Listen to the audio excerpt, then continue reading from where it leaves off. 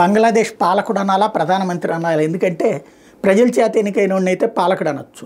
ప్రధాని అనేటటువంటి పదవి కూడా ప్రజల చేత ఎన్నికైన వాళ్ళకి ఇస్తారు. కానీ ప్రజల చేత ఎన్నికయ్యి 2/3 మెజార్టీతో వచ్చినటువంటి ప్రధానిని పారిపోయేలా శాంతి భద్రతల సమస్యలు సృష్టించి అమెరికాకు సంబంధించినటువంటి డీప్ స్టేట్ ఓపెన్ సొసైటీ వాళ్ళ డ్రామాలో పార్ట్గా వచ్చి చేరి సైన్యాన్ని అడ్డు పెట్టుకుని, పోలీసుల్ని అడ్డం పెట్టుకుని, తీవ్రవాదులను అడ్డం పెట్టుకుని, ఉద్యమకారులను అడ్డం పెట్టుకుని పాలకుడైనటువంటి యోనస్ ఇప్పుడు గిలగిల్లాడుతున్నాడు, విలవిల్లాడుతున్నాడు. అమెరికాలో వీడిని పంపించినటువంటి బైడెన్ ఇంటికి వెళ్ళిపోయాడు.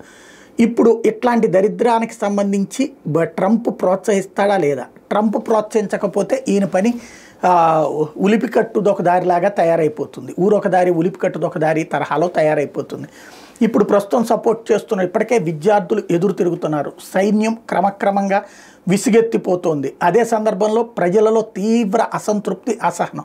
మైనారిటీలు అక్కడ ఏమాత్రం సంతృప్తిగా లేరు. మెజారిటీ వర్గంలో కూడా విరక్తి వచ్చేసింది. ఎందుకంటే ఇప్పుడు జరుగుతున్నటువంటి ఘర్షణల కారణంగా బంగ్లాదేశ్కి పెట్టుబడులు రాబోతే భవిష్యత్ తరాల బ్రతికేంటి, వాళ్ళు కూడా ఆఫ్ఘనిస్తాన్ లాగా బ్రతకాల్సి వస్తుందా అన్నట్టు.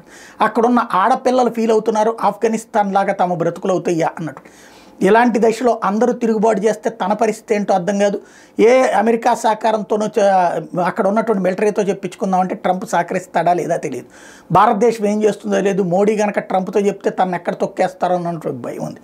అందుకనే హసీనాని అడ్డం పెట్టి హసీనాని మాకు వెనక్కి ఇప్పించండి అన్నటువంటి ఒక కథ నడుపుతా అమెరికా వైఖరి ఏంటో తెలుసుకునే ప్రయత్నం చేస్తున్నాడు యోనస్.